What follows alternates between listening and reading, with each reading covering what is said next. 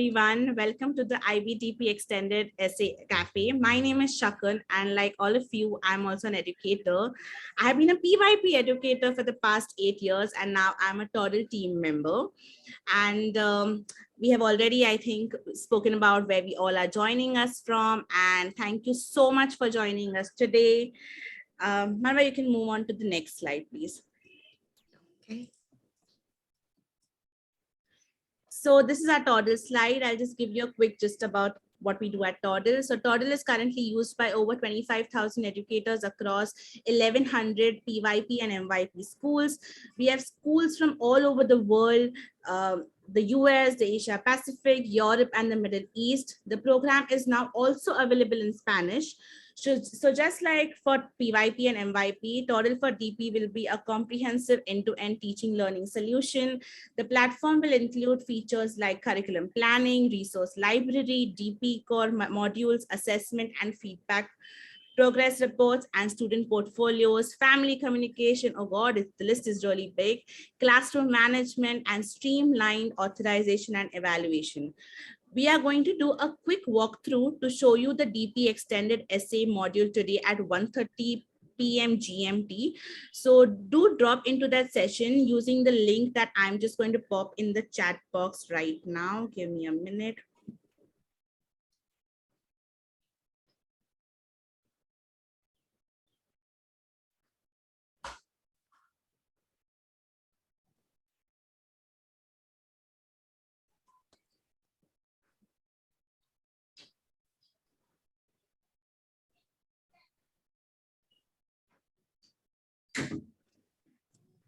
All right.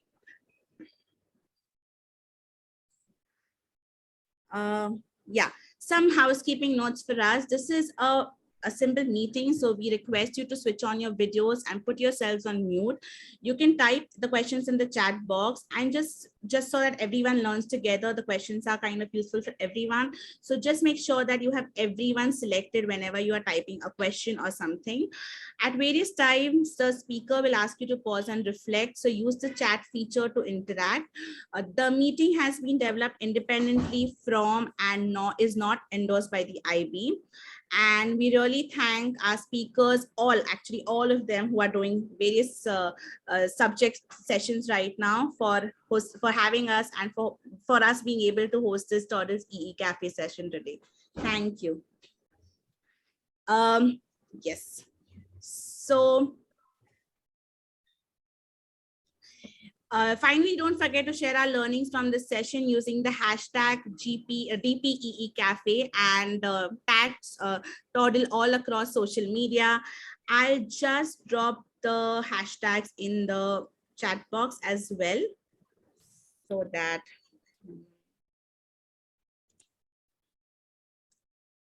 okay. Thank you. Okay, now before I give out, like I introduce our lovely speaker, I'm just going to spotlight her. Let me see. Oh yeah, she is. Spotlight for everyone. Okay. So just about today's session now. In today's session, we'll be exploring details pertaining to the biology IA extended essay with our speaker, Marwa Bkerat. Marwa has over 20 years of experience in the field of education. In addition to being an IB workshop leader and examiner, she's currently a senior teacher educator at Queen Rania Teacher Academy.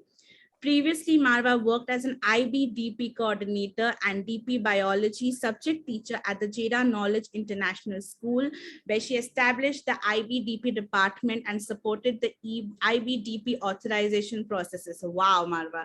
She authored the book Biology for IB Diploma Programme Course Preparation, published by Oxford. At present, she serves as the program manager for the USAID pre-service teacher education project in Jordan. She is also in Middle East Professional Learning Initiative Fellow, and online workshop facilitator at the Harvard Graduate School of Education. Marwa holds a master's degree in Arts of Education from the University of Sunderland, UK. Yes. She has completed the online program Certificate in Advanced Education Leadership by Harvard Graduate School of Education. She's also the founder and CEO of iMastro, an online learning platform that supports independent learning in different courses. We are so happy to have you. And after that long, amazing introduction, the stage is yours, Marwa. Yes. Thank you so much, Shakun. Thank you. Thank you, everyone. It's really lovely to have you all here. I'm really happy to see some faces that I already know. Thank you for being here. And I hope that today you'll have some insights about extended essay in biology. Just a little bit about me. I think Shakun said a lot, but just this is my family, by the way. I have 3 children. My daughter is an IB student and she's in grade 12 currently. Hopefully, God bless her with her exams. And I have 2 boys as well, Rayan and Moody. And this is my husband. So I'm based in Jordan at the moment. I've lived for quite a long time in Jeddah. And I'm not going to go through the things that Shakun already talked about it, but I just want to say that most importantly that I'm an IB fan, and I'm really a fan of biology in specific, and all the things you need to know about DP in biology in specific. Okay, so for today, we're going to focus on few things. We're going to focus on we're going to enhance your understanding of the requirements of the biology extended essay, discuss ideas of how to support students in their research and writing the biology extended essay, share some ideas of how to support students throughout the reflection process. And this is our plan for today. So we'll take around 2 hours to go through all these things. Just before we start, I would like to highlight that you can scan this code, or you can use the link that Shakun will provide now in the chat box to access a Padlet. And on that Padlet, you will notice that we will have all the material, and some of the discussion will take place there. Any material you would like to access, like the criteria, the documents we will refer to today, exemplars, it would be on that Padlet link. Okay, so at the beginning of today, there was a general session about extended essay and how extended essay, what are the general requirements throughout subjects. But if we look at biology in specific, what are the things we need to consider? How to support students in their choice of topic. So few things to highlight. If we open, I would like you to take a look at the biology extended essay subject report. And that is the starting point from here.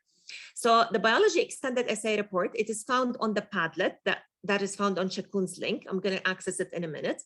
And I want you to read on page 3. I'll give you like 2 minutes to read just a paragraph that starts with the range and suitability of the work submitted on page 3.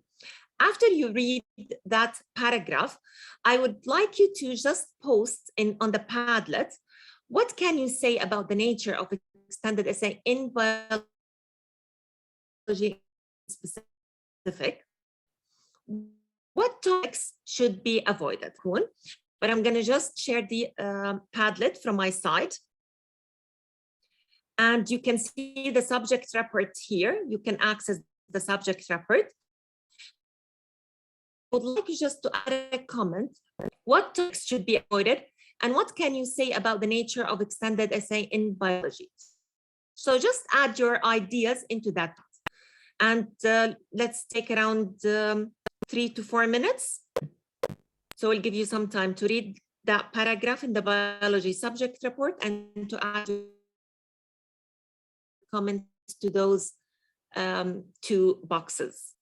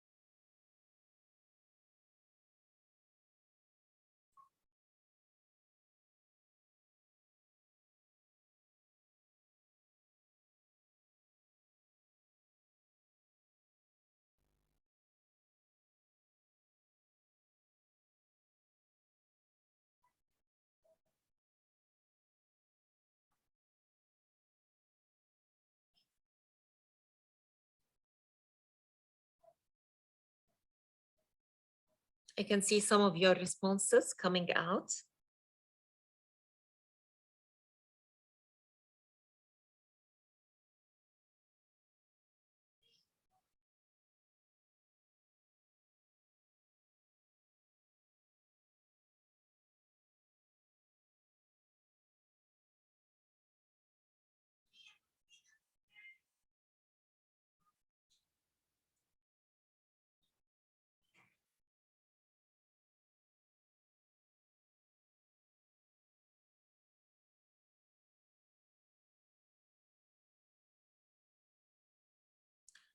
Okay, so some of the responses we have here, the topic should be centered around biology, absolutely. And we should avoid the confusion happens sometimes between psychology or chemistry topics that may overlap with the biology extended essay. Avoid medically oriented questions or topic that is heavily centered at medicine. Microorganisms should be non-pathogenic and must adhere to all the steps that maintain aseptic. Absolutely, when dealing with microbes or microorganisms, students need to pay attention to safety issues, to dealing with the aseptic methods that they should follow. Must be ethically adhered and not a repetitive idea of their IA, absolutely. Medical microbiology must have a biological treatment, must be based on research, not only data collected by the student. It can be investigated. It should be strictly focused on biological concepts. Consider animal experimentation policy, ethical guidelines, topics which pose ethical issues in the methodology. That should be avoided. Okay, so more responses. Okay. So, okay, looking at, okay, so from that paragraph, actually, we can see that there is a focus, the extended essay in biology has to have a focus on biology. The confusion happened with, as we said, with biochemistry. Sometimes when dealing with biochemistry topics, the student should focus on the biological aspect and not the chemistry aspect only. They should also avoid the focus of psychology extended essay. Yes, they might do something that is related to psychology, but it has to be from a biological perspective, not a psychological perspective. Okay, so that takes us to the idea, what could be an inappropriate topic in biology extended essay? Any topic that could be unethical. For example, anything that is based, I'm just gonna minimize that so you can see. Anything that is based on experiments that might cause pain or stress to living organisms. Having goldfish in water and increasing the temperature to see the effect on goldfish behavior, for example. Anything that could be harmful for humans, culturing microorganisms at body temperature. This is like a big no in extended essay and in IA.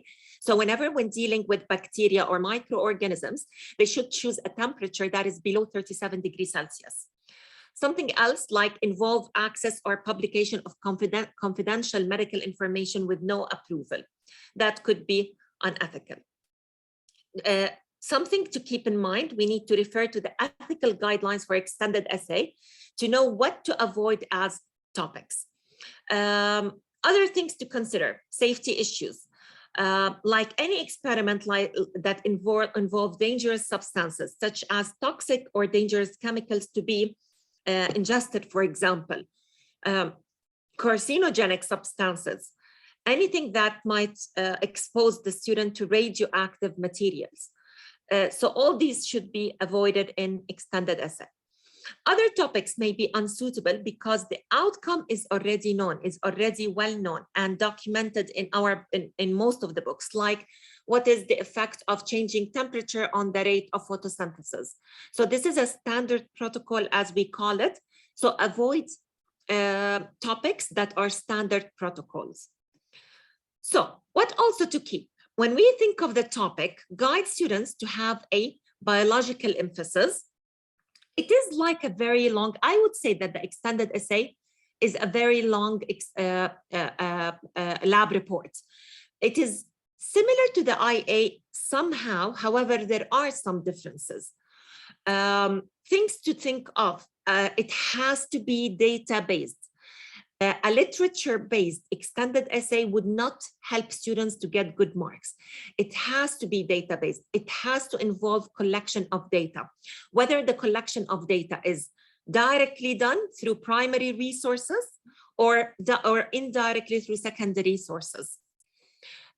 It could be a simple idea. It doesn't have to be a complex idea to give the student a good mark. It could be a simple idea, however, it's dealt with properly, and the criteria is taken into consideration when writing it. Again, avoid standard protocols like the investigation for catalase, which is already written as one of the practical in our book. Avoid things that are well known. However, they can take this idea and modify it and tweak it in a way to make it unique, or to make it to show some initiative and independent thinking in dealing with it.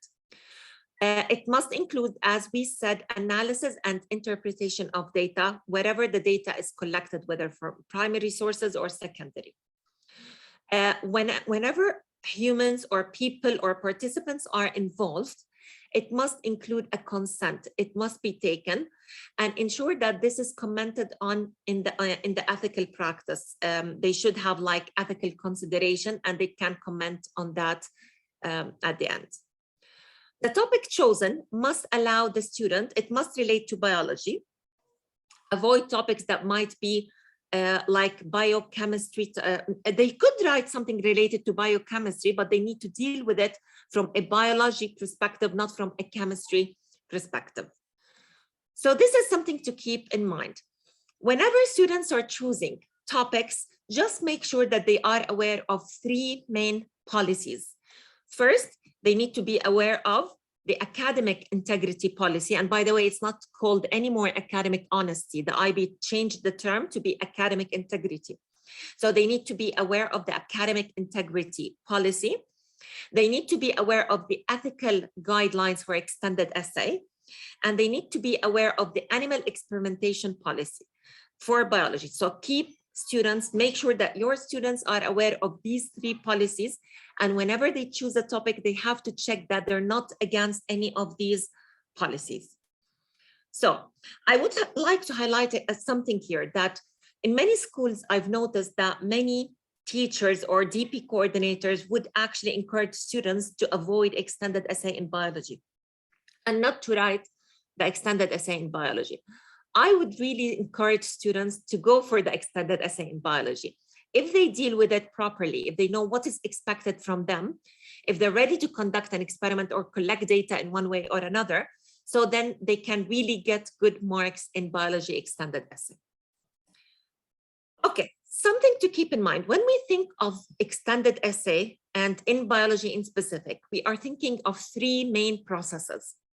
The research process and collection of data. So this is the time to think about, what topic do I need to deal with? What are the things I need to read about this topic? How would I collect my data? So this is the part where they think of these, the collection of data and the method. Writing and formal presentation. So this part where they start, they've collected the data, they decided what topic to deal with, and now they're ready to write and present their ideas and actually do the writing for the extended essay. And the last step is the reflection process, which is embedded within. So the reflection process. So today we'll talk about each of these processes and some insights about each of these processes.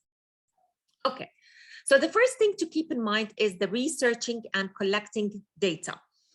Actually, when students think of researching the biology extended essay, they need to think of, first of all, do I need to do it in biology? Do I really like to do it in biology? Am I prepared well to do the extended essay in biology? So first they have to read at least the assessment criteria, read the subject specific guidance, and see if it's suitable for me as a student to write the extended essay in biology. So when you have students coming for biology, we need to make sure that, are you interested in that subject? If you're not interested, are you willing to collect data? Would you really have the passion to collect data and handle these type of data? Once they decide on the biology as a subject, they have to choose a topic. And like the IA, they would come to you, I don't know what to write. What topic do I deal with? So you can support them and help them to narrow their ideas. Okay, maybe you're interested in plants. What things you might actually investigate in plants? Go and check and come back. And they start to narrow their ideas until they come up with a topic of interest. Once they decide on a topic, you ask them, would it allow you to collect enough data, sufficient data? Would it allow you to write 4,000 words? So that is something to keep in mind. Once they decide on a topic, they need to come up with a well-focused research question.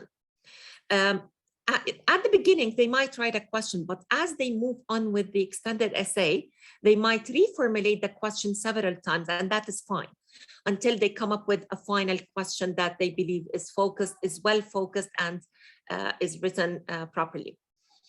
Once they decide on the question, they will plan the investigation. How do I need to collect data, identify material, and identify where are they going to read about the topic, what information I need to access, what websites, links that I can refer to, what is the referencing system that I'm going to use, MLA, Harvard, APA, whatever the system they need to decide. Put some deadlines as a student. Yes, we do have deadlines for the school for extended essay, but students, they need to put more deadlines. They need to specify what deadlines they need to have and start collecting data. Once they collect data, they come up with an outline for the extended essay, include headings, and then start to undertake some preparatory reading, decide what things they need to read, do they have enough data, would they need to change the question a little bit so that they can have more data, and then start with carrying out the investigation.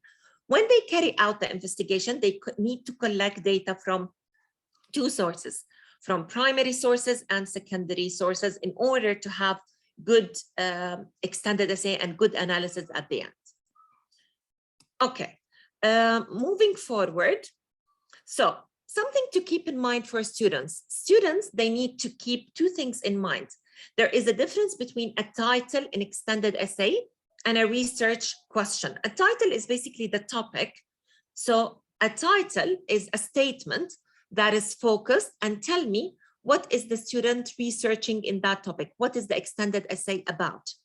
The research question, it is the focused research question that has to be phrased as a question. I would say that the title is the statement of the research question, and that has to be on the cover page for the extended essay. Okay, few things to keep in mind. When we think of a research question in biology in specific, what does that mean? What does it mean to be a focused research question? It means that we know from the question, what is the independent variable? What is the student changing? Is he changing temperature? And what is the range of that temperature? Is he changing maybe the type of antibacterial agent, for example, maybe 3 types of antibacterial agents? So I need to see in the question, what has been changed? What is the independent variable? The student might be actually in extended essay taking it in depth, like comparing, having an independent variable in 2 sets or comparing 2 sets of data, and that is definitely fine. What is the dependent variable? What is the student measuring? Is he measuring one thing or more than one thing? And students may have more than one dependent variable. They don't have to stick to one. They can measure 2 things and see maybe if there's a correlation between the 2. If they're dealing with organisms like plants, microbes, they need to include the scientific name where relevant if they are dealing with organisms. They might be dealing with enzymes. And if they're dealing with enzymes, they need to mention the source of enzyme. It's not enough to say catalase, but they have to say bovine catalase. So they have to specify the name of the source of the enzyme. If they're dealing with enzymes, if the question is about enzymes, they need to include also the substrate of the enzyme. For example, the substrate is bovine milk fats for the porcine pancreatic lipase. So keep that in mind. If they're dealing with humans as participants in the experiment, they need to include their gender. They need to include age. So maybe comparing the reflex time, for example, for comparing it between male and female, that age between 16 to 18. I'm just giving an example. So they need to keep the age clear when dealing with participants if the age is not the independent variable. So these are a few tips to help students when formulating their research question. Okay, let's look together at some examples of research questions. What do you think of this research question? So, sorry, it's not a research question, it's a title. So the effect of acidity on plant growth. So when we look at that, actually it is too broad. There's nothing is clear about what is the student is investigating. So we'll ask the student, that's a good idea, but how would you make it more specific? So we will ask the student to think of how to reword it to make it more focused. And this is a start of a beginning of how to make it more specific. So a study of the effect of differing pH levels on the growth of Bacillus vulgaris. So the name of the organism has been included. However, I would say here that the student can also make it more focused by thinking of what pH levels I'm going to be using, how I'm going to measure the growth of Bacillus vulgaris. So that is something to keep in mind, but we're getting closer. And this is the same thing we do with students. Whenever they come up with idea, we help them to make it more focused, rewarded to make it more focused. Another example, extracting urease from soybeans. So this is an example of a title. So an example of a focused research question, and I would say that this is an attempt to make it focused, but it still could be more focused. Which method of extraction and which temperature conditions give the best levels of urease activity? So that is an attempt to make it more focused. So I would say in the question here, maybe the student would actually embed the method of extraction that he's referring to, or she. What temperature conditions that would be changed should be in the question, and what will be measured as well. So there is an attempt to make it focused. However, it's better to make it more focused. Another thing to keep in mind here, the effectiveness of commercial antibacterial cleaning agents. So that is the title. What is the research question? Are commercially available antibacterial cleaning agents, and between parentheses, the student can actually refer to those cleaning agents, effective at controlling the growth of E. coli, so the scientific name is embedded, on nutrient agar under laboratory conditions, measured by the zone of inhibition. So we can see that I have the independent variable, which is the different types of antibacterial cleaning agents. They're mentioned here. The scientific name is included. The way for measuring the growth of E. coli is mentioned here. So I would say that this is a more focused research question. Now that would make you actually think, so is it the same as the IA? Yes, we think of it in the same way. When the research question is focused in the IA, is very similar to the way we look at it in the extended essay. However, in the extended essay, it could be more not complicated, I would say, but it would allow for more data to be collected. It might include more dependent variables, as we said. It might include a comparison as well. So it would include more, it would show some depth and some space for collection of data that would allow the student to write 4,000 words. So in this case, for that question, we expect that the student would actually have E. coli extracted in a certain way, use some filter paper discs, for example, and soak it in the antibacterial agent, and then put it on the agar plates, and then measure the zone of inhibition after growing bacteria in an incubator, after growing E. coli. Okay. Let's think together of, we have an activity, small activity now. Shakun will be sharing in the chat box a link. It's Jamboard link, where you will see some examples of extended essay titles. What I want you to do is just grab the extended essay title and put it in appropriate or inappropriate, based on what you believe could be appropriate, an appropriate question to deal with. Okay, so this is what, okay, so this is what you will see. Just start grabbing the questions or the titles. Some of them I think are titles rather than questions, and put them as appropriate or inappropriate.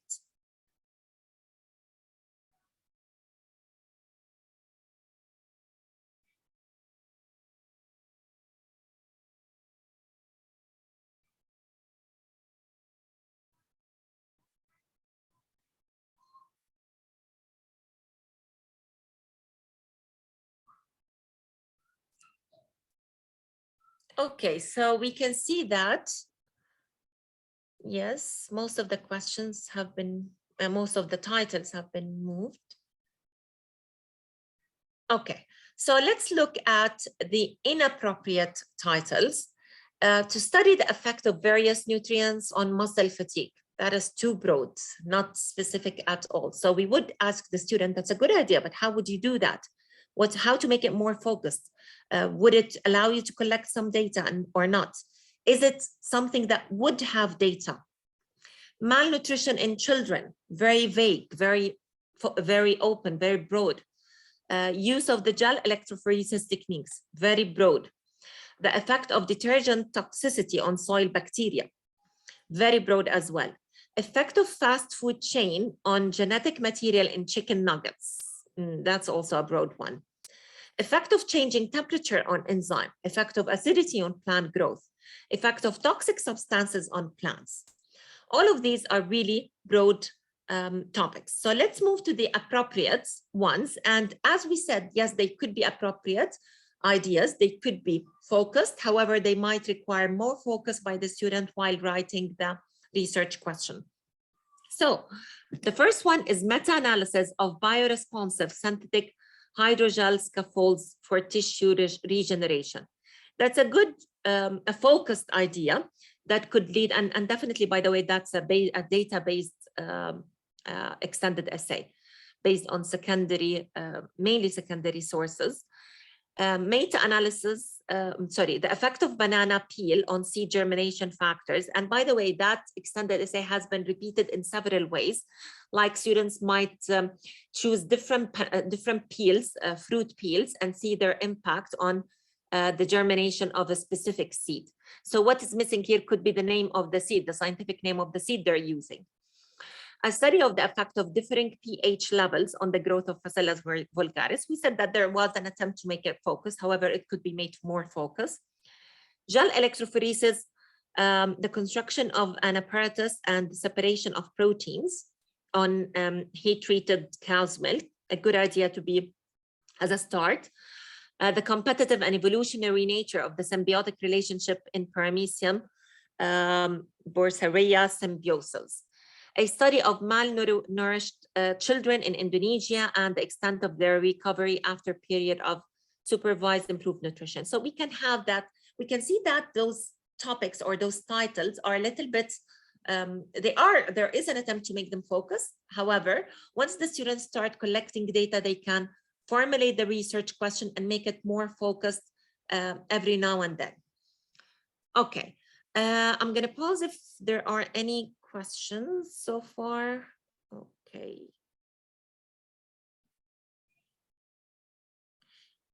Okay, does determination of alcoholic content on fermentation of food more towards biology or chemistry? I would say that it depends what is the fermentation they're looking for. The idea could be used for biology if they're dealing with fermentation, the yeast used, how they deal with that question It could be actually, it could be biology if they're dealing with anaerobic respiration and seeing maybe the impact of anaerobic respiration or alcoholic fermentation on a specific thing in a specific organism. So they're not dealing with the fermentation only as a process, but they're dealing with it as an anaerobic respiration and the impact on the organism or a specific organism. Okay, every now and then we'll be taking some questions, but I will leave the questions after we finish each part at a time. Okay, I would like to just take the example that we've shown before.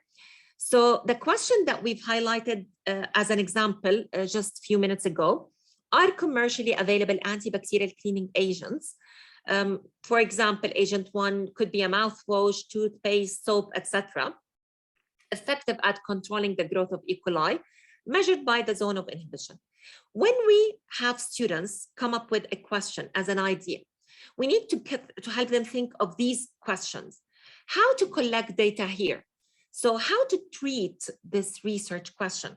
In this question, we would expect that the student would actually collect data through an experiment, might collect data from the internet, which is secondary source, as studies that were done previously on these specific antibacterial cleaning agents, and see if there is some study that spoke about this and the growth and the impact of this on the growth of E. coli.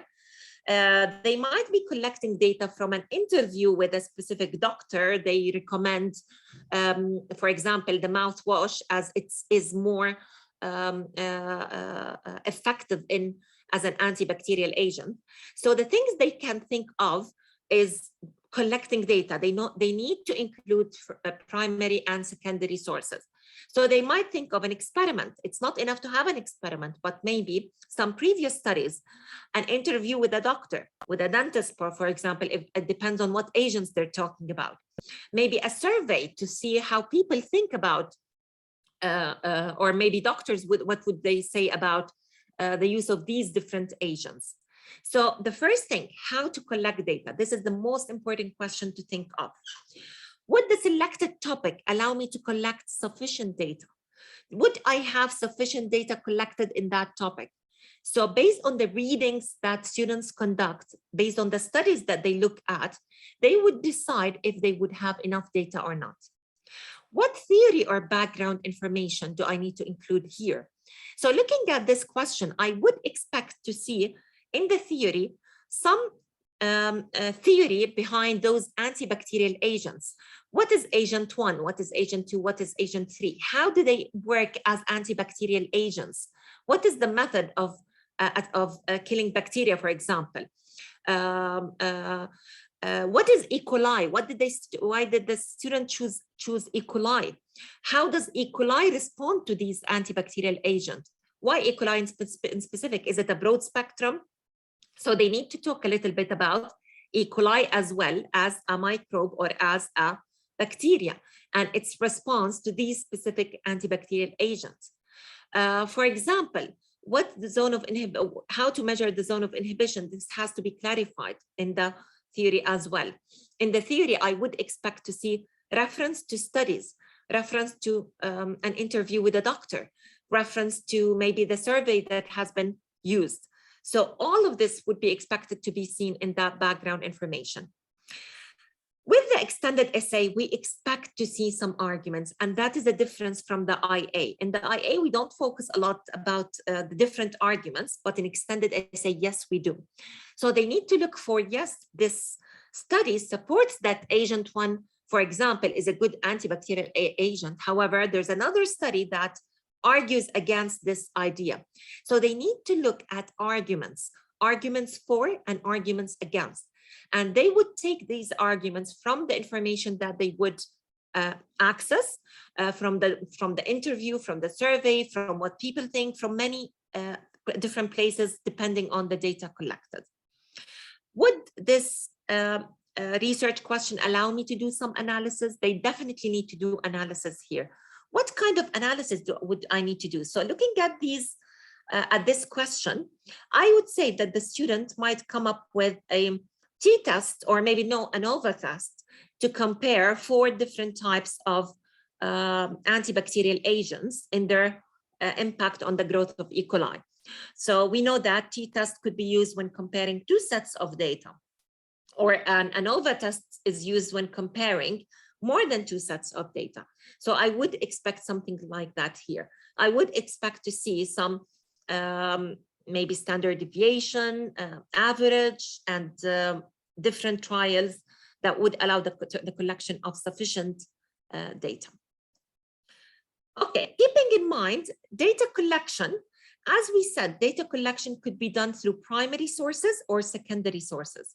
Primary data that might include experiments, direct experiment in the lab, interviews with doctors, with people of expertise in that field, surveys that could be used. Looking at secondary data, those are specific data taken from specific organizations like the World Health Organization, or data collected from government departments, or data collected from other studies or researches that has been conducted by others. Students, to get good mark in the extended essay, they need to include both primary data and secondary data. Okay, writing the biology extended essay. So I'm just going to pause and see if there are any questions here. Okay, I have a student who wants to sort Drosophila by sex, and in order to do that, she has to use a gas which put them to sleep so she can sort. Is this ethical or not? That's a very good question, Pauline. Honestly, it depends on the gas used. If that gas, and I would assume that gas has some side effects.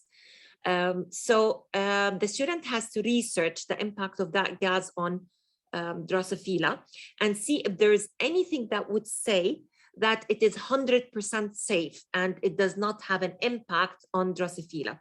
If that is the case, then the student can conduct the experiment and can put in safety procedure that and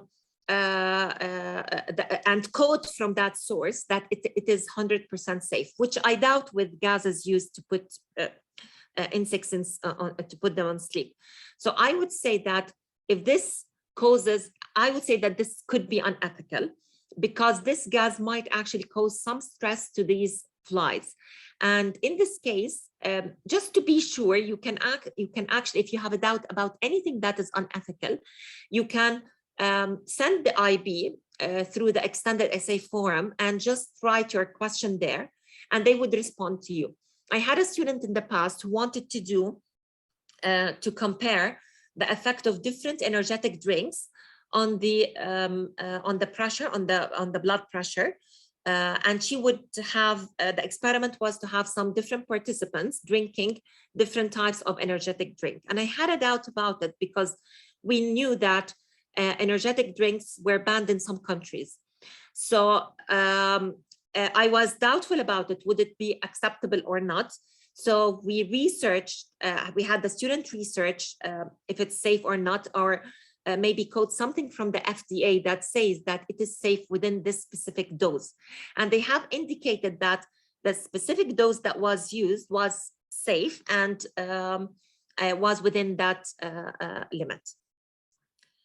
Okay, where is the IB Extended Essay Forum? In the in your account for PRC Program Resource Center as an IB, which is my IB. Everyone in the IB, in an IB school should have an account in my IB. And there is a part there where you can actually participate in discussions with regards to any question that is related to extended essay or IA. I hope I covered your question here. Yes, the title is compulsory. However, the research question, the title is just a statement that would give an indication about what is the research question. So I would say that just put the research question in the form of a statement, and that would be the title, but it is compulsory and it is written in the guidelines, yes.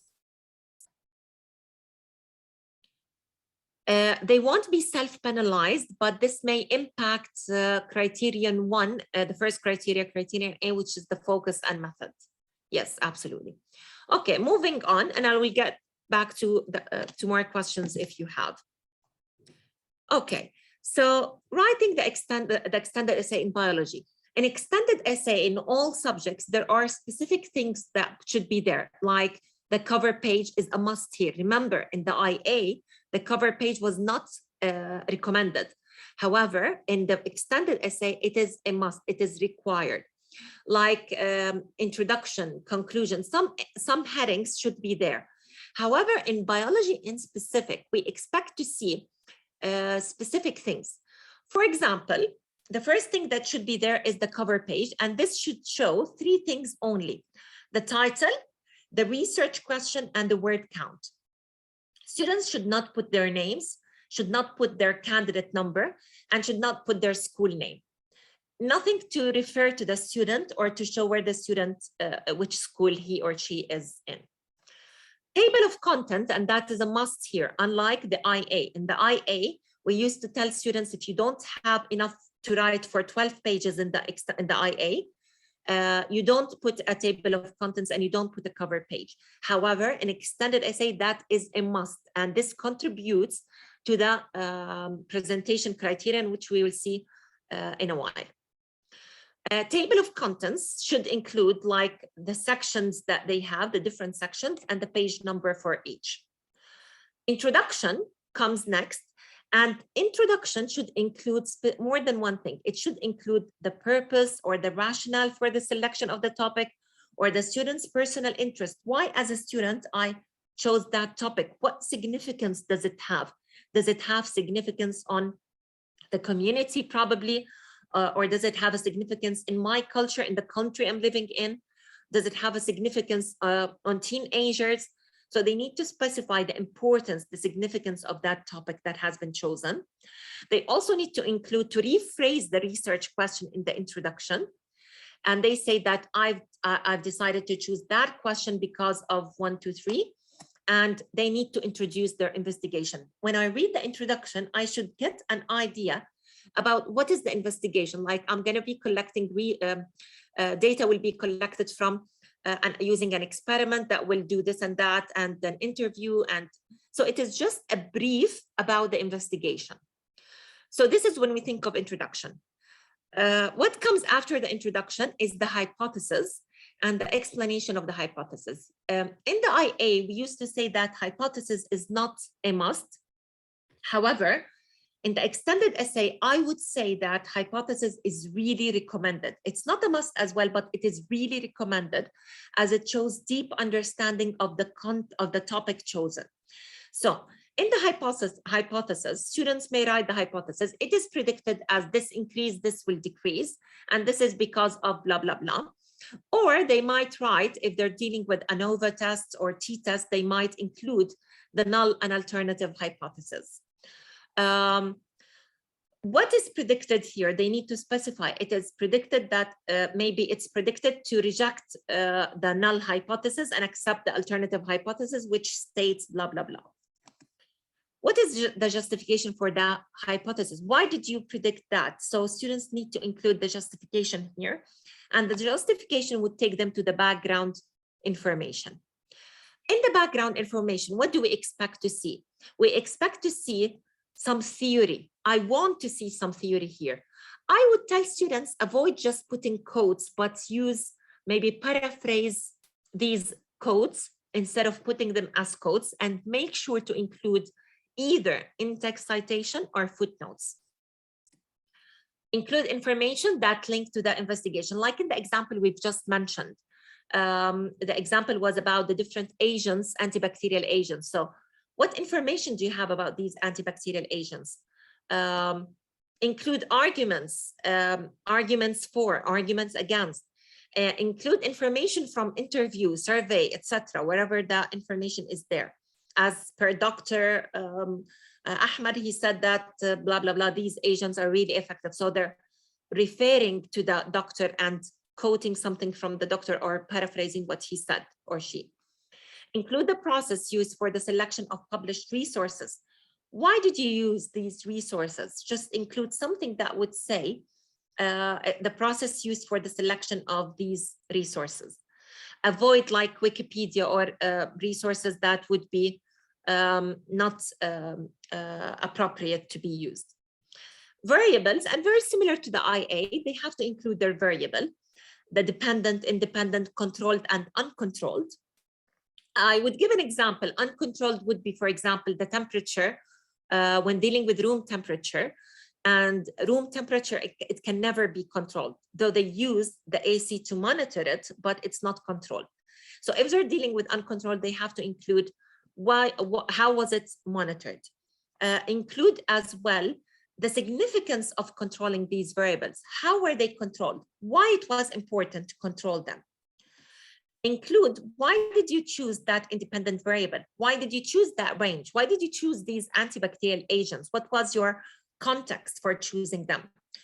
What was the equipment used in measuring the dependent variable, for example? What are the material used? Very similar to the IA. List of material, maybe a picture or a photo that would show the setup of the experiment. Method, and here in method, we don't only, if the student has conducted an experiment, the method is not about the experiment only. The method here about the collection of data. So they need to specify how the data were collected, what experiment was conducted, what is the method for the experiment here, what is the preliminary investigation that took place, for example. How was this data collected? What justification for the approach you selected? Why did you choose this approach? What are the details of the experiment that you've conducted? So these are the things to keep in mind. Immediately after the background information and after the method, students are expected to put their data, present their data, whether raw data or qualitative observations, tables and graphs, statistics that they have conducted while processing, means, rate, calculations, any calculations conducted, rate of reaction, change, percentage change, t-test, ANOVA test were relevant. Data analysis, and in data analysis, it's very important that students, it could be also called data analysis and discussion. Discuss whether or not your experiment has answered the research question. They might actually refer to the research question again. What is the error analysis that they've noticed? What is the extension to the investigation? Any questions that have emerged throughout the experiment or the process? Were there some questions that have emerged and were not answered? So you can see here that there is some depth in the analysis more than the IA. How these data relate to the published work? Do they support the ideas you've collected from the resources you've referred to or not? Evaluation. Students not only identify strength and limitation and suggest ways for improvement, but remember, the evaluation here is not only for the experiment only, but it's for the whole collection of data throughout the extended essay. It's for the whole process. So the student is not only evaluating the experiment, but evaluating the whole process of collection of data. In the conclusion, they need to conclude the essay. Did it answer the question or not? They need to include the research question and whether the hypothesis support or doesn't support. Questions, again, that emerge throughout the process might be summarized here. Bibliography, and it has to be in alphabetical order. Appendix, and if provided here, it has to, like, for example, what things that could be included in the appendix. Raw data, if they are too long. And by the way, in the IA, we tell students never ever put your raw data in the appendix unless it is too large to be included. However, in the IA, because one criterion is for the raw data. However, in the extended essay, students may put the raw data in the appendix and refer to it in the body of the essay if they're not important, or if they not important, but if they're going to give them some space to write more. Things to be included, photos probably, the consent template. Maybe the student conducted the experiment in a lab outside the school, maybe a university lab. So if that is the case, the student has to show a letter from that lab indicating that the student conducted the work independently. Probably the lab technician was only there to support and ensure the safety of the students. So these are the things to consider in the appendix. Keep in mind that anything in the appendix is not going to be marked. It's not part of the body of the extended essay. So anything that is important should not be placed in the appendix. It should be placed in the body of the extended essay. This, for example, and we always tell students that if this data or if this information is in the is important, do not put it in the appendix. Something to keep in mind that many students do not forget to do. Don't forget to refer to the appendix within the body of the essay. So for example, they are referring to under ethical consideration, they are saying that participants were given, the experiment was explained to participants, medical history was reviewed, they have got the right to pull out whenever they want, and they've signed a consent accordingly. The student is expected to say, refer to Annex or Appendix 1, because this is the consent. So the appendix is there, but it is referred to in the body of the extended essay. This is something very important. Formatting, when we think of formatting the extended essay, there are specific guidelines that students need to be aware of. They need to be aware of the formatting, keeping double space between lines, and these are required by the IB.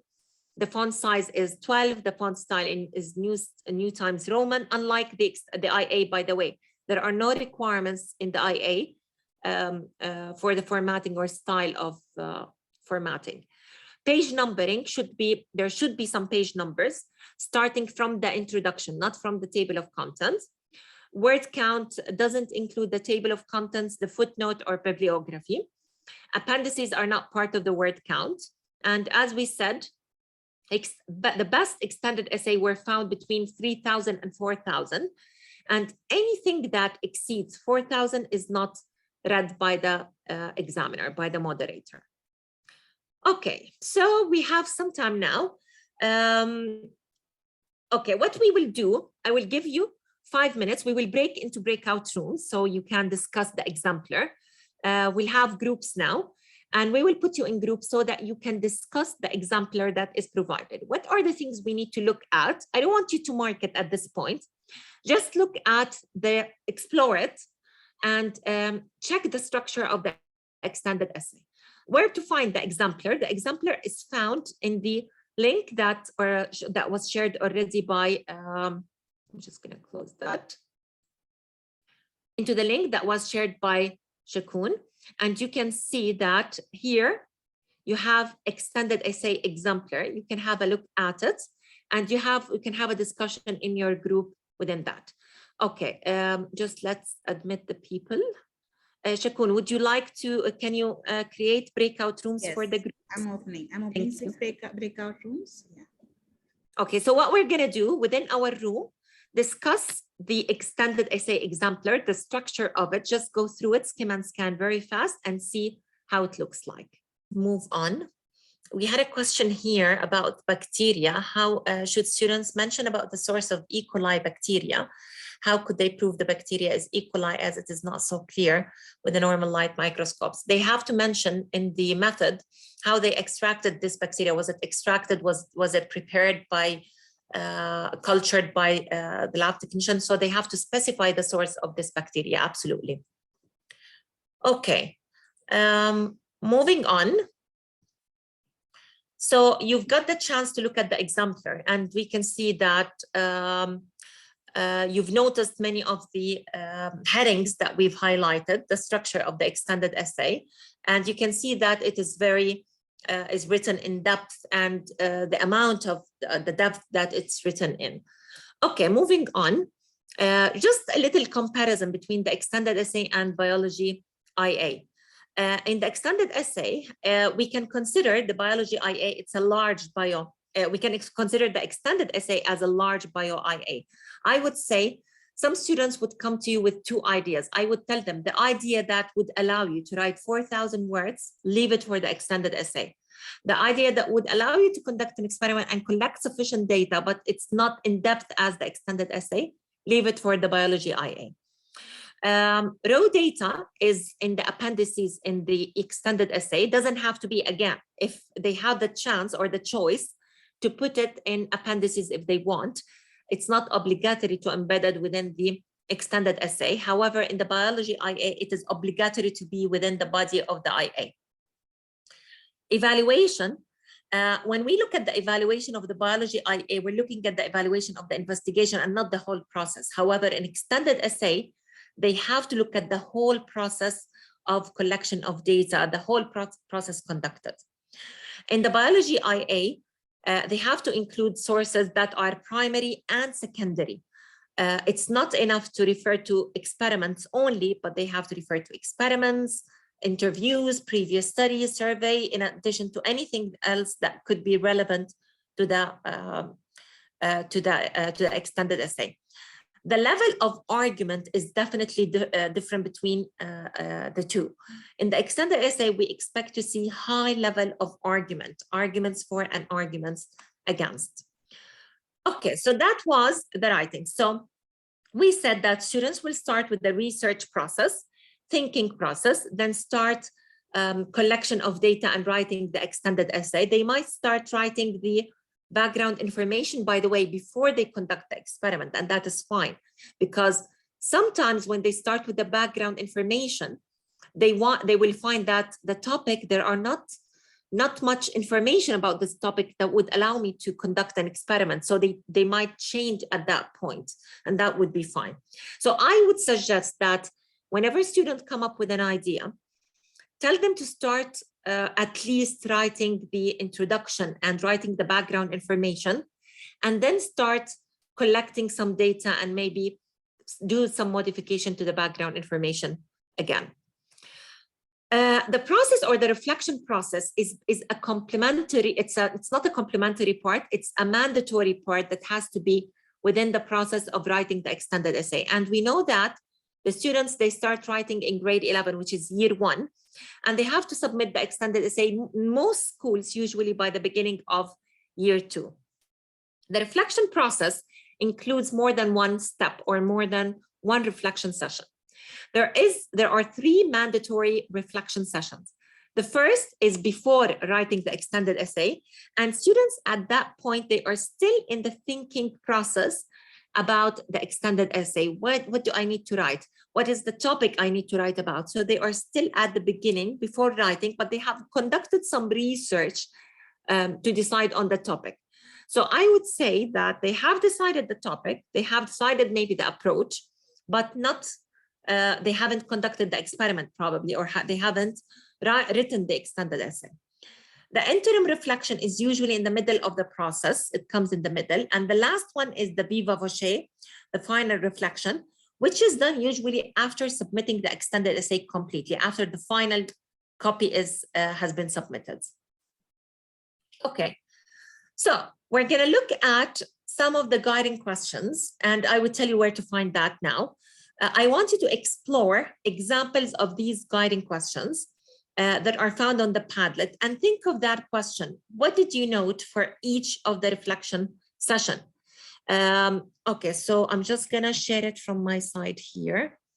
So if you look at the Padlet link that is provided by Shakun, you can look at the guiding questions, which is here, guiding questions, reflection sessions. And if you open that, you would see that there are some questions for each stage, and you can see that we have divided it into more than one meeting. So maybe I would conduct a meeting and another meeting, and then the student would write the reflection for all these meetings done before writing the extended essay. So it might be just the thinking about these questions. So for example, when thinking about that, these questions that you can think of, and look at the type of the questions we have here. It's still thinking, the students are still in the thinking process. What are you interested in? And we're saying what am I interested in? Because the student is expected to read those questions and write their reflection based on these questions. So these are prompt questions to help them with writing the reflection. What motivations for undertaking this research? in your chosen topic, is it appropriate for the subject you have chosen? Do you have sufficient knowledge about this subject area? And it's okay if they have something, they are doing an investigation about something new for them.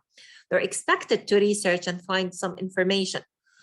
How would you access the appropriate sources?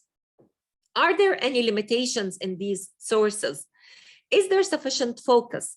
What did you learn from the subject area? I'm going to go to background 2. So that's another meeting with more questions. Are there any challenges that you need to overcome in order to achieve your desired outcome? For example, will my research question allow me to think critically about the topic I'm researching? How would I collect some data here? So these are questions to think of at the beginning.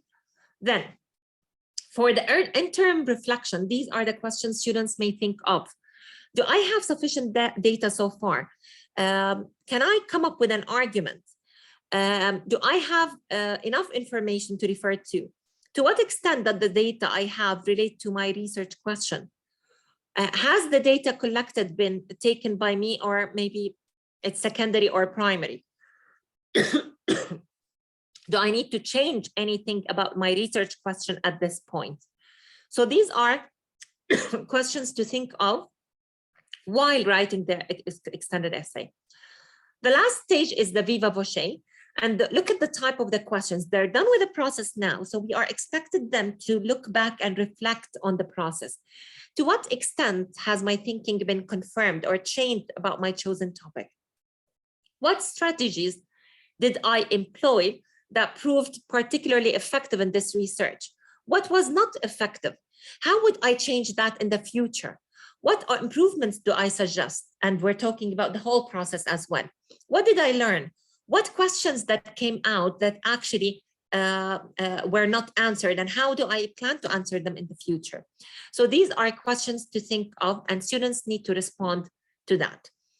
Okay, so I'm going back to the reflection, to the questions. And when we think of the first reflection session, look at the keywords highlighted here.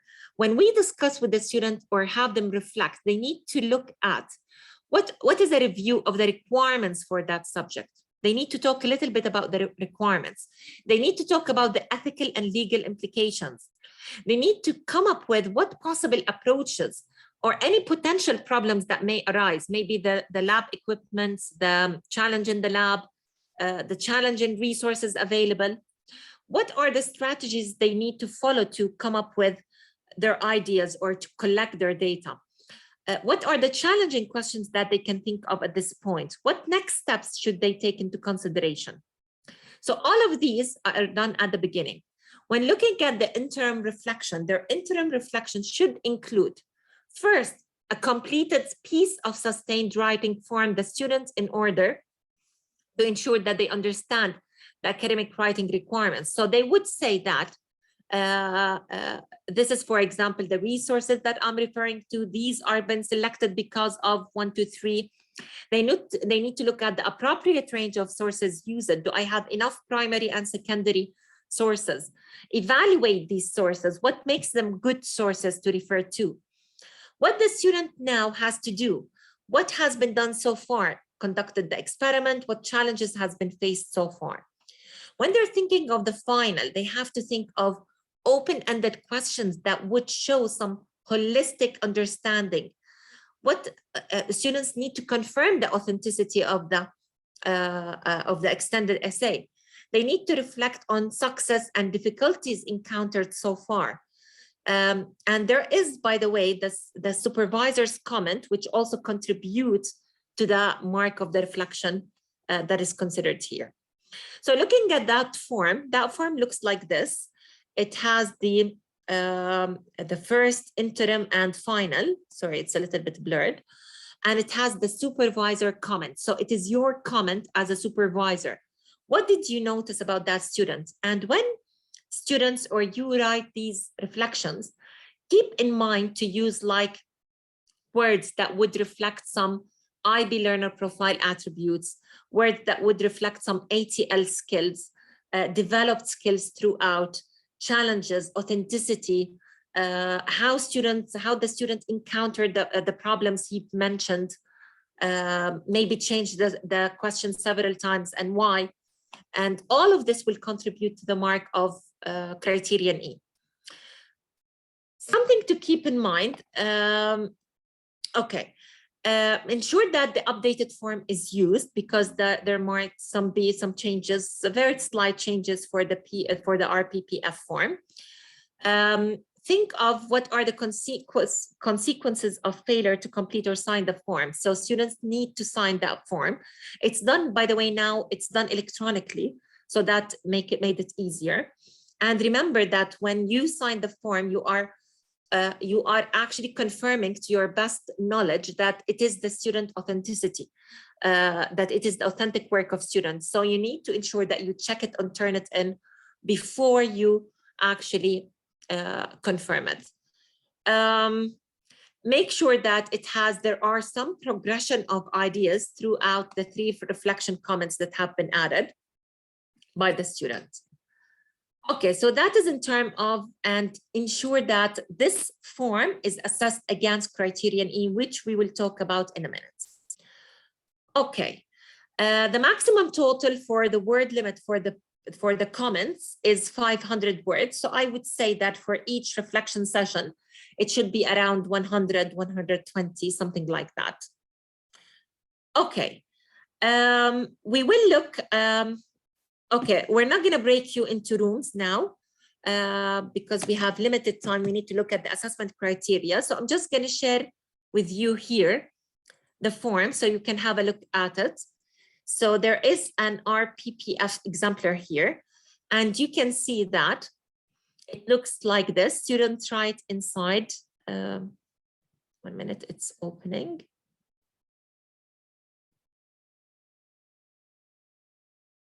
Okay, so it looks like this, and students write their comments for the first reflection session, why they have approached this topic, justification, and you can see that if you read those, you can actually highlight of ways to improve them. This is also the interim. So the student has specified that there were some changes here because of the lockdown, and what plan has been taken to modify the extended essay, and then a final reflection at the end. We can see here that is the comment by the supervisor, and you can have actually you can access this and have some time to look at it. And there's also on the IB guide, on the extended essay guide on the IB website, you can see a lot of examples of RPPF in biology that would give you some idea of how students can handle these. Moving on, I'm going to look if there are any questions so far.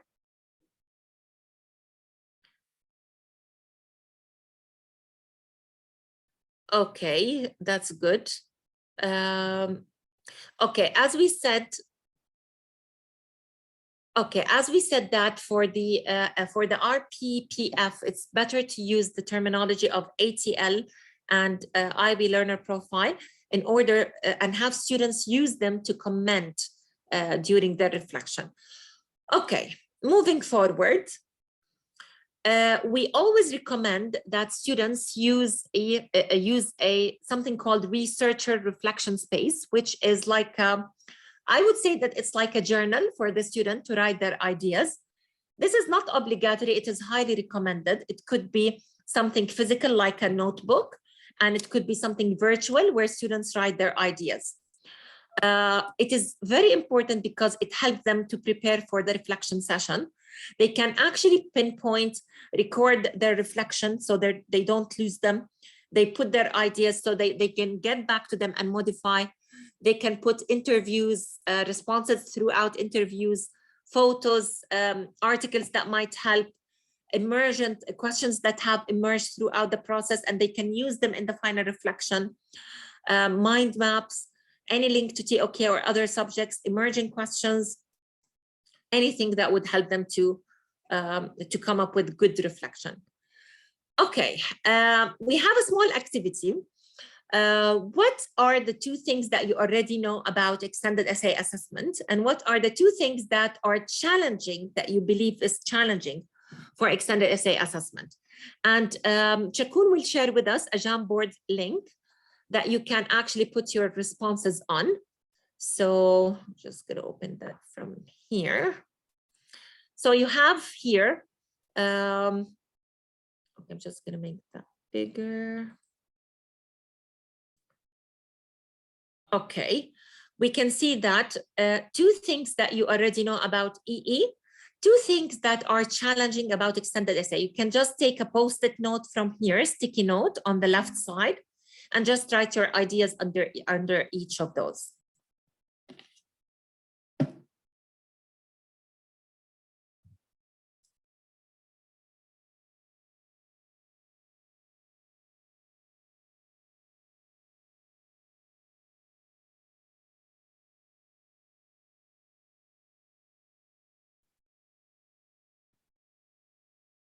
Okay, that's a good point here. If a student is not performing an experiment and they're based on data, secondary data, how would they include primary sources? I would say they need maybe to include a survey, or maybe they need to include an interview. So they're mentioning that they are referring to some primary data. It doesn't have to be an experiment. Again, the primary source could be a survey, or could be an interview with someone from the expert from the field.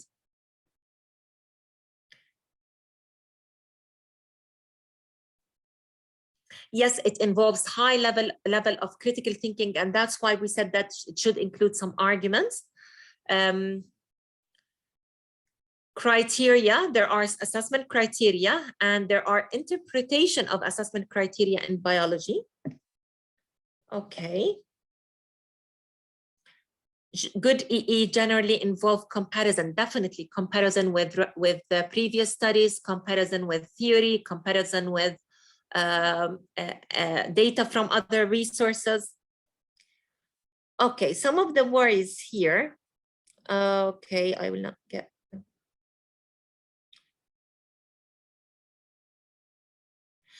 Okay, I worry that because it is my first time. Okay, I would say that don't fear that you are not guiding your students properly.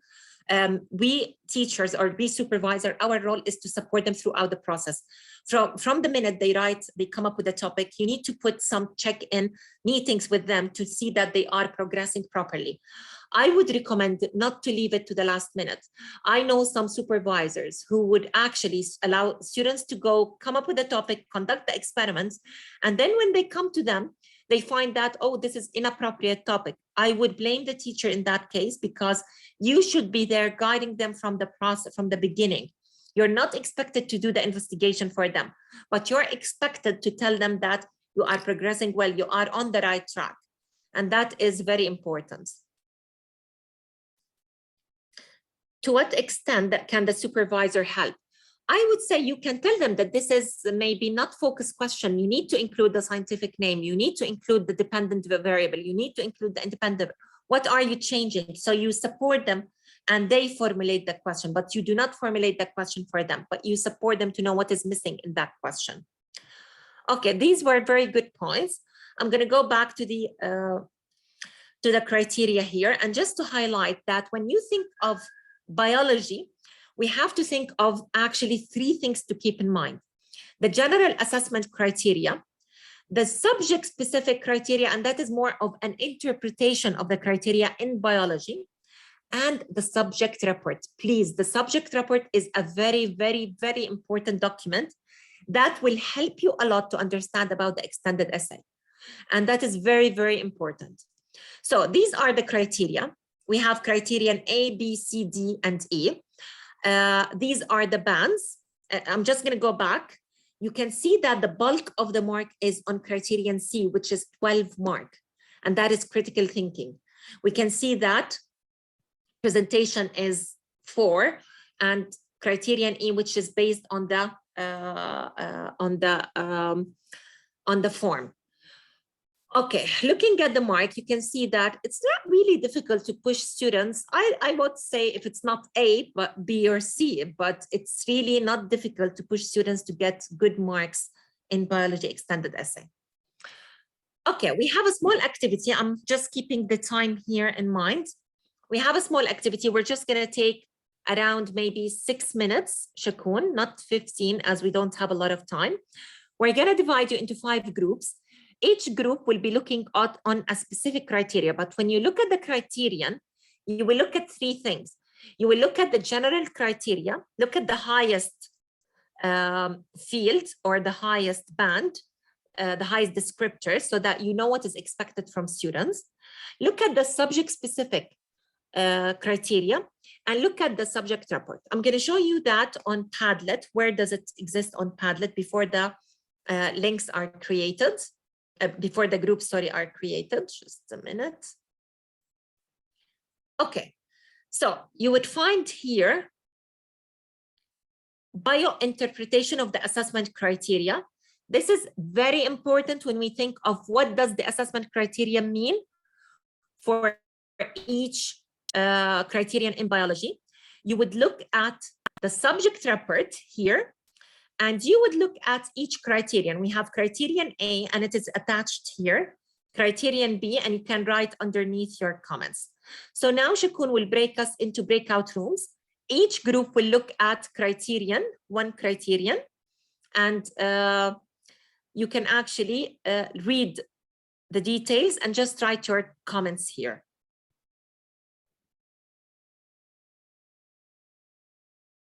Okay, I'm just gonna stop sharing here so that you can join the groups. We have a question here from Arshia. Could 2 students work on the same bacteria but different antibacterial agents? Absolutely. Absolutely, yes, it's fine. And the method definitely would be different. Okay, so we're back, everyone. I'm just gonna share my screen again. Okay, can I ask someone from criterion A group to just summarize what you have noticed in the documents that you've referred to? Anyone from, I'm just gonna open that. Anyone from criterion A group? Group 1? Okay, so Hi, Miss Marwa. Can you hear me? Yes, I can hear you. Please go ahead. Yeah, it's a little noisy and my connection is dropping, so I hope that I'm able to provide my input prior to me dropping off from the connection. It's okay. That's absolutely fine. Okay. So I was collaborating with 2 other teachers. I think one of them was Miss Pauline, and the other one is can't remember who's the person. Miss Rosemary, I think, if I'm not mistaken. Okay. Yeah, so we looked at the breakdown of the rubrics, and we found out that it was centered on how focused the research question is throughout the EE work that is produced by the student, and the methodology chosen, and what kind of resources that has been used to substantiate why the method was chosen. However, I did not manage to look at the exemplar and matched it to the rubrics, but that's what I understood from the rubrics given. That is absolutely fine. Thank you so much, Gordavi. Thank you so much. So looking at criterion A, which is focus and method, here we are looking at the topic, the research question, how focused it is, and the methodology for the collection of data, what sources you are going to use.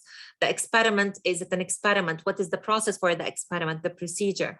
Looking at what kind of other sources, you have primary, secondary sources, and so on. So looking at all of this, and you can see I opened here the interpretation of the assessment criteria for biology, which really details what are the expectations. So when you read this for each criterion, make sure that you read the interpretation, the general assessment criteria, and the subject report. That would help you understand a lot what information you need to know about about each criterion. So you can find a lot of details here that would help you, very similar to what we've conducted today. Like if the study is based on research, ensure that it is has a sufficient enough amount of data. I would say include a survey as well, or include an interview as well. Okay, moving to knowledge and understanding, which is criterion B. Who would like from this group, group 2? Who would like to give us an idea about what is the focus here? I think we were in group 2 with Jitka and Huda. We didn't have the time to go over the criteria because we were getting to know each other and exchanging some ideas. If Jitka and Huda agree, I can just say some words about some information about criterion B, which is about knowledge and understanding and use of terminology. So the knowledge and understanding is basically how the student has deep knowledge of the theory behind the investigation that they have designed, the research question that they have identified, and the source materials that they have used, the research, the published sources, how reliable they are, how they are relevant to the research question. And also for the terminology, how effective the use of terminology and the vocabulary are, the conventions, the style of writing of the students. So all that is relevant to criterion B. Yes, absolutely. Thank you, Sophia. And that definitely throughout the extended essay, mainly maybe the background information, the conclusion. So all of the things that would actually give some information about and theory about the extended essay and knowledge and understanding. Thank you, Sophia. We'll move to criterion C, which is group 3. If you'd like to comment on this, this is actually the most important criterion. It's out of 12 marks, and you can see it's basically the analysis and discussion. And that's why I would say that in analysis, just add the word discussion. It's really important. So yes, anyone from this group would like to share what you have done so far? I really like how the interpretation here is made in biology. They actually specify what kind of presentation that should be for the data collected, like tables, graphs, statistical analysis. Anyone from the group here would like to comment?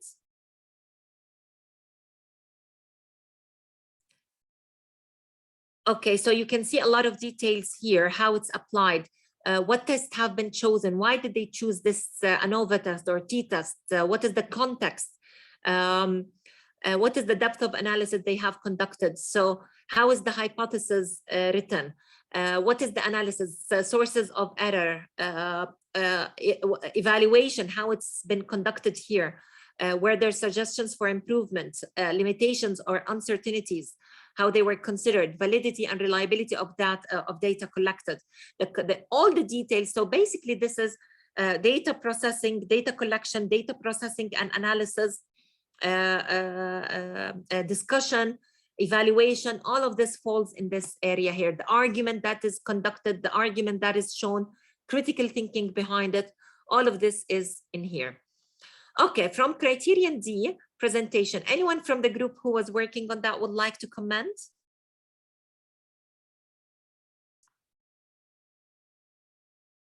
Criterion D, which was group 4. Okay, I think some people having issues with the mic. Anyways, just to highlight, it looks at the structure and the layout of the presentation. Do they have a cover page or not? Do they have for example, a table of contents, how it is written, the bibliography, how is it written, the page number, introduction, charts, images, graphs, and tables, x-axis, y-axis, how the tables were presented, very similar to what they do in the IA, how the mathematical transformations, for example, equations that they have included, anything that has been considered here, how the bibliography was written, is it within 4,000 words or is it more? So this is basically for the whole structure of the extended essay. And the last one, criterion E, group 5. I think there was an issue in group 5 while connecting. So I'm just gonna go through it. Criterion E is basically based on the form that is submitted, which is the reflection on planning and progress form. And as we said, that the examiner would be looking at things like decision-making, anything that would, a planning process, how this planning was taken, how the criteria were handled, what challenges have been identified, what progress has been seen from one reflection to another. So all of the things we've talked about in the reflection process should be targeted here. The reflection must provide the examiner with an insight into student thinking, creativity, and originality.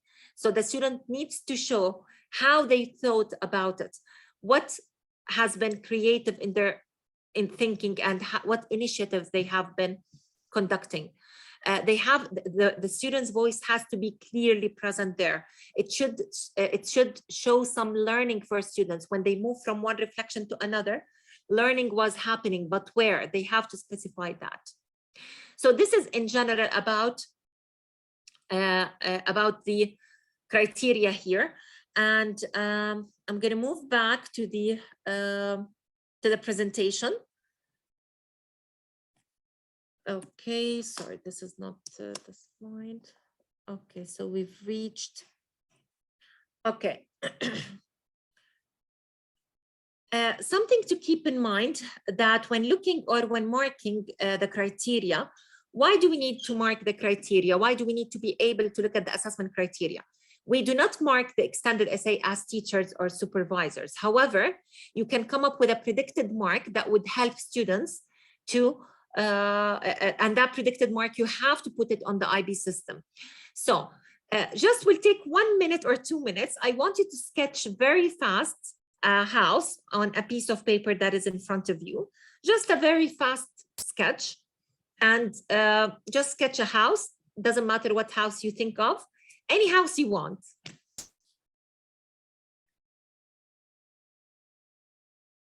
Marwa, if I may ask a question, Jitka asked a question when we were together in the breakout room, and I just remembered about this now. She asked, Jitka, help me out here.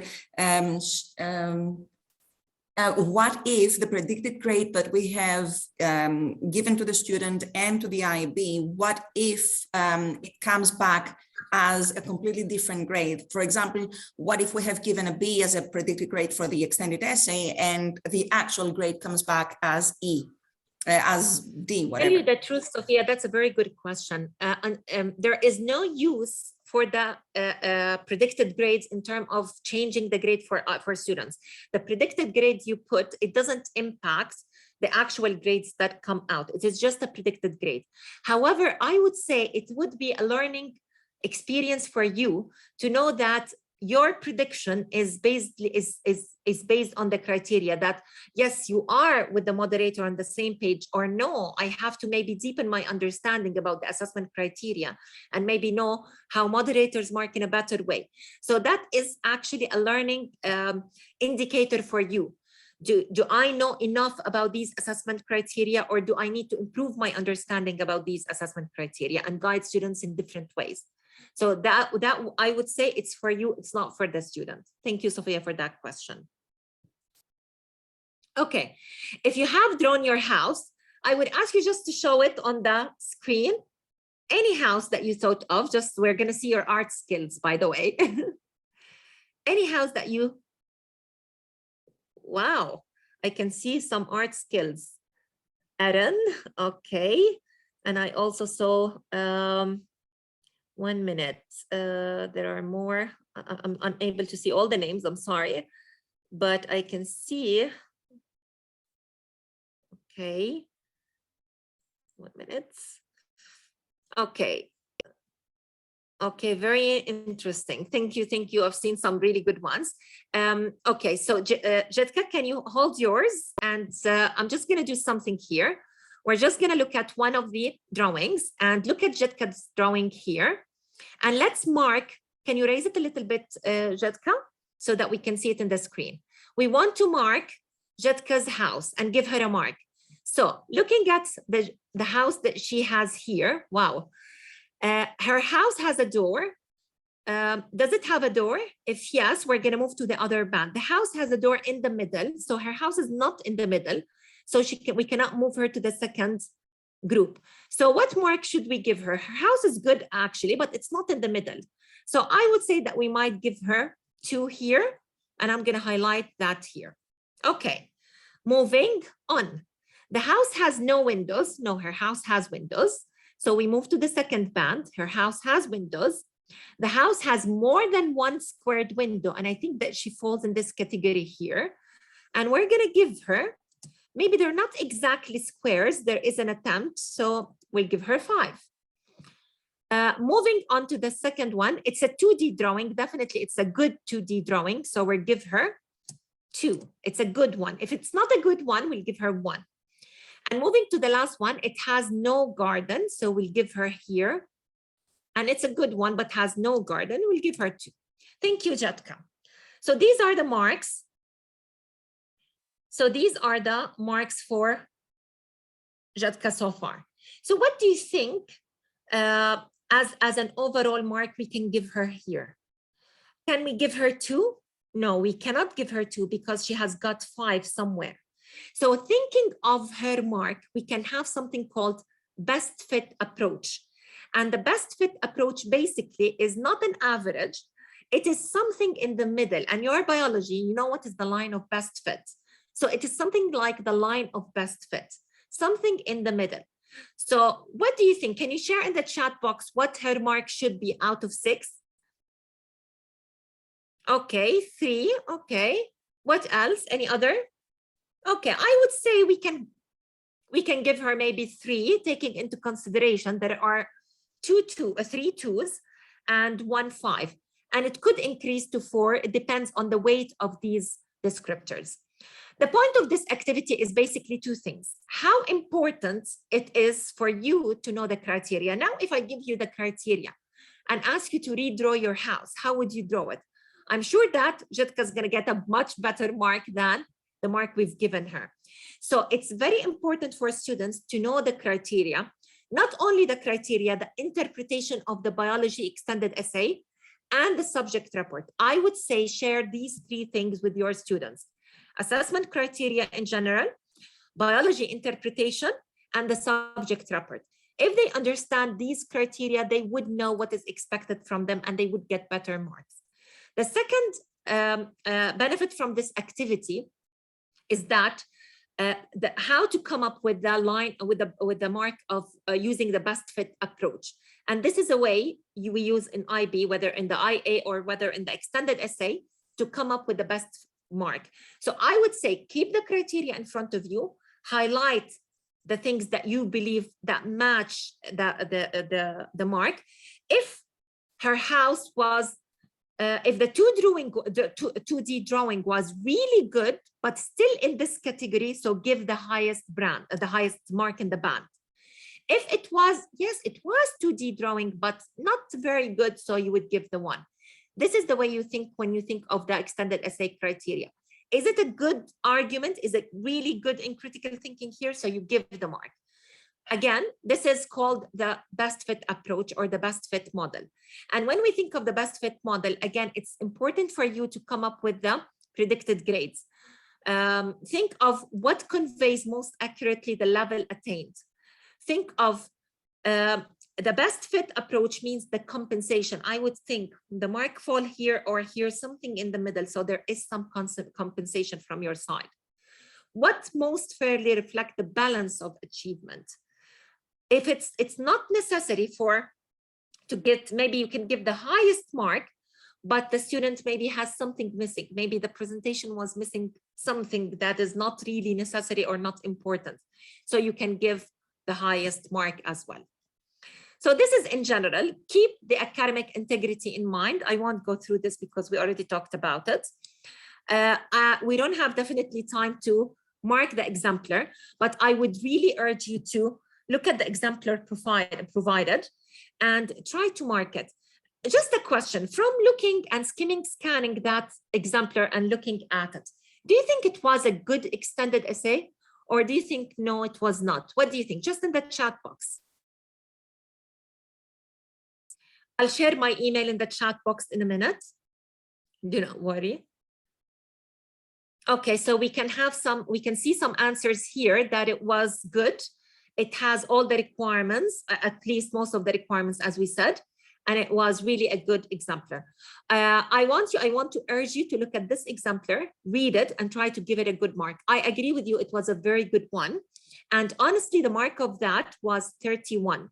So the mark of the exemplar was 31, which is a really good mark. I think, well, if we look at the band, 31 is an A, if I'm not mistaken. Correct me if I'm wrong. I'm just going to go back to the band and check. Okay. Okay, the band. So 31 is an A, which is excellent. So I would say that this is a very good extended essay. I would really urge you to look at it and try to mark it. Very fast. I'm just going to put my email in the chat box if you need anything, please. And I think, okay. Just very fast to go through. We have only 2 minutes left and I'm not going to take much time. Okay, some resources that you can refer to. There is a document by Oxford, a book by Oxford. It's for all extended essay, but it gives a specific details about each. It's called Extended Essay and it's by Oxford. It's for the IB Diploma. And there is another one called Extended Essay, Approach Your Assessment the IB Way. I'm not sure if this one has been updated by the IB because there was a modification in 2018. So I'm not sure if the available version is the updated one, but they are really good to look at. Just very fast, looking at the timeline, I would really recommend that your timeline for extended essay is embedded within the calendar for students, the deadline calendar for students, and embed also the meeting times with students. I would say the most challenging thing basically in extended essay is to find the time where you and the student can meet and sit actually and discuss the extended essay. So I would say, I would really recommend that schools, maybe the DP coordinator is in charge of this, but also you can have it done. Just make sure that you have a meeting that is plotted in the schedule for students. We do it usually after school. This is just a suggestion. It doesn't have to be this way, but this is just a suggestion. And the meeting would take place after school around 45 minutes, where we discuss the question, outline, how data would be collected, reflection session. Sometimes it is conducted as a reflection session, and sometimes the student would write their reflection based on more than one meeting. Something to keep in mind that if you have students doing biology extended essay, make sure, I would really recommend that you have them conduct or collect data before the summer break. Summer break is critical. Make sure that they collect data at least by April, so that they write an outline. And they leave for the summer break with data collected, with an outline at least, with their background information and with their data collected. Then they carry on with the rest of the work during the summertime, and then they come back with the final extended essay. So this is just a suggested timeline that you can follow. I think we're done with the time. No need for that activity right now, but I think we are done. Any questions that I can take from your side? Please, you can just write it in the chat box, or you can open the mic and share your questions. Shakun, correct me if I'm wrong. We have minutes for questions, right? Sure, we can take some more questions. Hi, Miss Marwa. Hi, can I stop just sharing so I can see everyone? Yes. Yes, okay. I have a question. I'm the newly appointed EE coordinator back in my school. So it's a very challenging aspect. I've already attended the IB workshop that they have proposed, but I'm still finding some difficulties in guiding students who decide to choose data-based EE. Especially, I've got like a handful of new batch that very likely to go in that direction. So what would be your best advice for me to guide these students so they don't derail or they don't go off tangent from their research focus? Yeah, that would be my question. Okay. Yes, I think always data-based, whether extended essay or IA, they're usually challenging because sometimes students do not know how to deal with these, with writing or analysis, processing related to that. I would say that this is definitely fine to go for a data-based, a secondary data-based extended essay. However, they need to show some thinking and initiative. Yes, they want to maybe to access the World Health Organization to find maybe if there is a correlation between lung cancer and something else. So the data they collect, they have plenty of data there. Maybe they have from all countries. They have to specify which country do I need to tackle. Why did I choose these countries? Maybe I'm having 10 countries in each continent. So why did I choose these countries? Based on what? What countries were disregarded? The process of thinking to come up with the data they need to collect and how they filtered and screened this data, this is what is the focus, how the focus would be shown. There is, by the way, on the IB, on the biology IA, an example of a data-based biology IA. It is not extended essay. I haven't seen, honestly, maybe there's one sample of an extended essay that is secondary database. I would urge you to look at them and see how students tackle them, how they think, how do they filter their, what method they're dealing with. They need to look at the analysis, how they screened their data, what outliers they had, why did they disregard some data, what is the correlation they're looking at, what statistical analysis are they going to use? Are they going to use the Pearson factor to find the correlation between two things? So all of these are really important in secondary data essays. I hope I answered your question, Gardafi. Yes, you did. Yeah. It's just that I'm worried that with the vast amount of data, I'm unsure whether the students can cope with the statistical analyses. But there are some very enthusiastic ones, so I believe that they could pull through with the right guidance. Yes, remember, Thank they you can so still much. get an average, they can still do standard deviation, they can still do some statistical analysis to, like correlation factors, they can find the correlation between two things. I would say sometimes it's really, even when presenting their data, they can use the country map and show what happened, what results they have found, what findings. Understood. Thank you so much. Thank you. Any other question? Okay, that's a very good question in the chat box, Krishna, that using secondary data is not meeting all the safety precautions. Remember that it doesn't have to be safety, it has to be ethical, safety, and environmental consideration. However, they have to say that what is the process to access this data? This is part of the ethical consideration. How this data was, why did they access this organization? Which organization they used the data from? What ethical consideration they ensured and maintained while accessing this data. All of this discussion is part of the ethical considerations when dealing with data collection from secondary base. I agree with you, there are no safety or a lot of precautions, but there are some ethical considerations to be considered. Okay, any other question?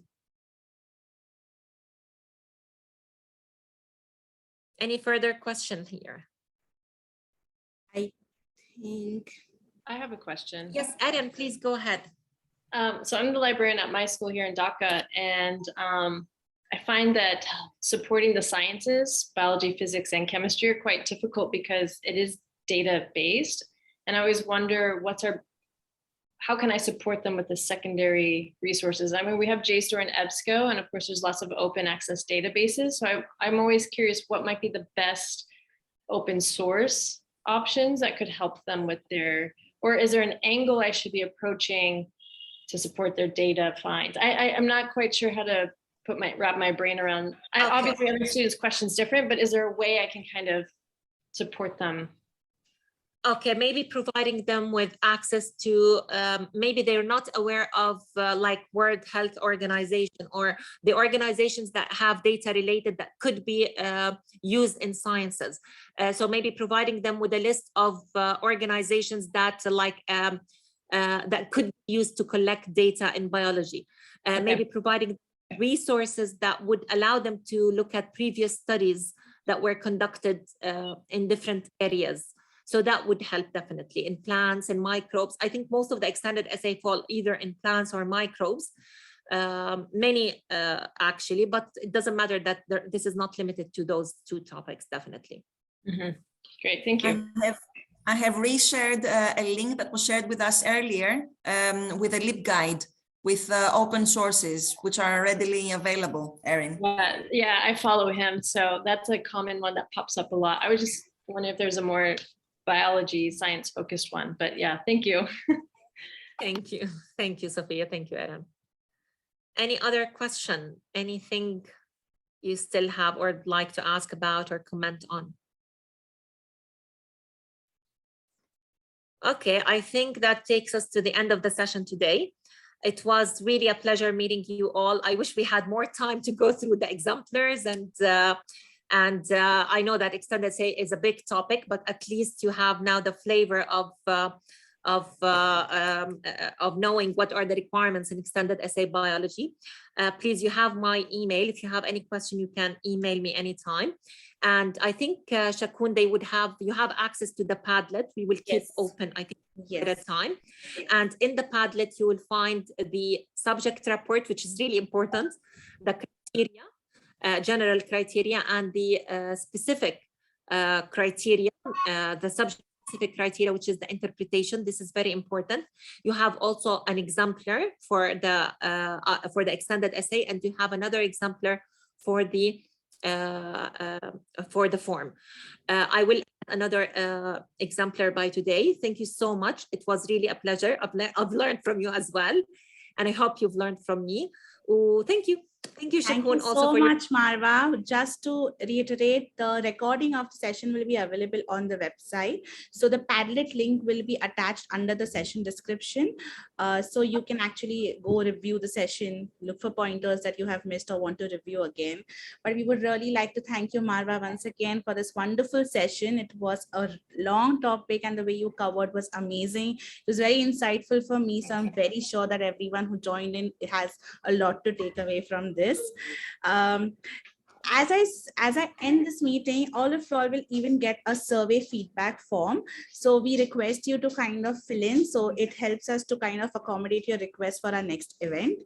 And with this, we come to the end of the session, and we would really like to invite you for our next closing session, the role of the librarian in the extended essay today at 12:45 p.m. GMT. We would also like to take 15 minutes of your time for a Toddle platform walkthrough that will happen within that session. So I am just going to drop the link in the chat box right now, and this will happen, the walkthrough will happen at 1:30 p.m. GMT. Thank you so much, everyone, for joining. And here is the link. Thank you, Shakun. Thank you. You're going to put the links in the box, in the chat box, right? Yeah, the link is now here by Shakun. Yes. And the survey form will come as soon as I end the meeting. So it will pop up on your screen. All right. Thank you, guys. Thank you so much. Thank you, Marwa. Thank you so much. Have a nice day. Bye-bye.